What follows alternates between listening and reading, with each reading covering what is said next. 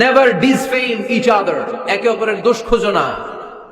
আমাদের সমাজে কিছু লোক আছে নিজের দোষ দেখে না, খালি অন্যের দোষ দেখে। আছে না নাই?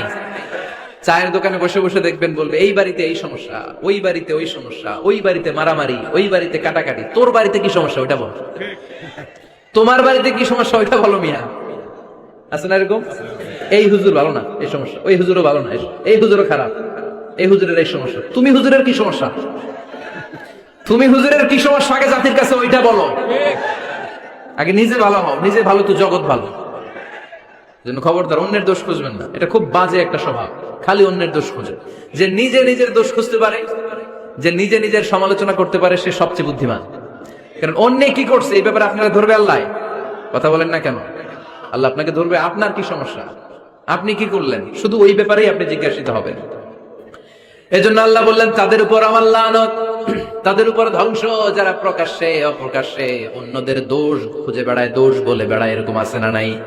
আল্লাহ লানত দিয়ে বললেন ওয়াইলুল লিকুল্লি হুমাযাতিল লুমাযা, গোপনেও দোষ খোঁজে প্রকাশ্যেও দোষ বলে, তাদের উপর আল্লাহ লানাত।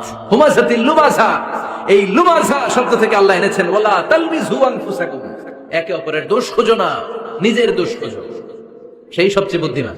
তাহলে আমরা আত্মসমালোচনা করব। কি করব? খেয়াল রাখবেন, সবচেয়ে খারাপ হচ্ছে সমালোচনা। সবচেয়ে খারাপ কি? তারপর কিছুটা ভালো যেটা, সেটা হচ্ছে আলোচনা। সেটা কি? আলোচনা। সবচেয়ে ভালো হচ্ছে আত্মসমালোচনা। সবচেয়ে ভালো কি?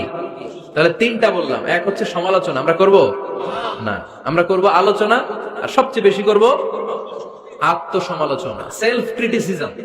রাতে ঘুমানোর আগে একটু ভাববেন কি কি ভুল করলাম, কাকে কাকে কষ্ট দিলাম, কি কি অন্যায় আজকে আমার দ্বারা হলো, কালকের দিনটা যেন আমার আজকের দিনের চেয়ে ভালো হয়। নিজের সাথে নিজের এরকম বোঝাপড়ার দরকার আছে না নাই? আমরা যেন আত্মসমালোচনা করি ফরিদপুরের ভাইয়েরা, অন্যের দোষ যেন না খুঁজি।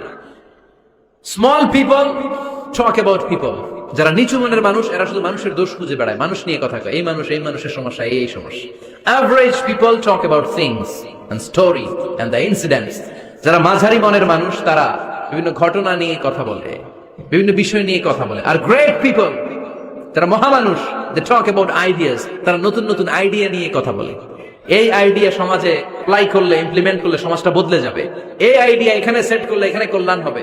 বড় মনের মানুষরা আইডিয়া নিয়ে কথা বলে। এখন দ্য ডিসিশন ইজ ইয়োর্স, সিদ্ধান্ত আপনার। আপনি কি ছোট মনের মানুষ হবেন না বড় মনের মানুষ হবেন? অন্যরে নিয়ে আমার কোনো টেনশনের দরকার নেই। আমি জান্নাতি না জাহান্নামী, এই টেনশনই তো ঘুম আসে না আমার। আমার কি অবস্থা হবে আমি জানি না। আমি আরেকজনের দোষ খুঁজি, আমি আরেকজনের বদনাম বলি, আমি আরেকজনের পিছু লেগে থাকি। খবরদার, বিশ্বাসী বলে যারা দাবি করে তারা কখনো অন্যের পিছু লাগতে পারে। খেয়াল রাখবেন, কেউ যদি পিছু লেগে থাকে ও আজীবন পিছেই থাকবে। পিছু লাগা মানে কি? ও সামনে না আমি সামনে? কথা বোঝে নাই বোধহয়। কেউ যদি আমার পিছু লাগে, ও সামনে না আমি সামনে?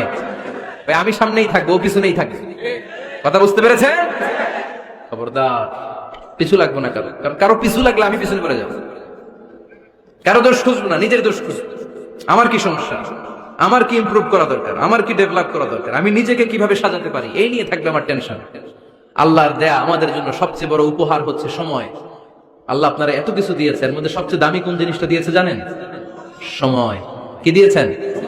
আমাদের জীবনের সবচেয়ে দামি জিনিসটা, এই সময়টা আমরা অন্যের পিছনে লাগাই ফেলি। অন্যের দোষ খুঁজতে খুঁজতে অন্যের এই সময়টা দিয়ে দেয়, নিজের সময় নিজের কাজে লাগাতে পারি না, তাই না? এজন্য আমরা যেন অন্যের দোষ না খুঁজি, নিজের দোষ খুঁজি। ওয়ালা তালমিযু আনফুসাকুম, একে অপরের দোষ খুঁজো না। আদেশটা কার? আওয়াজ করে বলতে হবে, আদেশটা কার?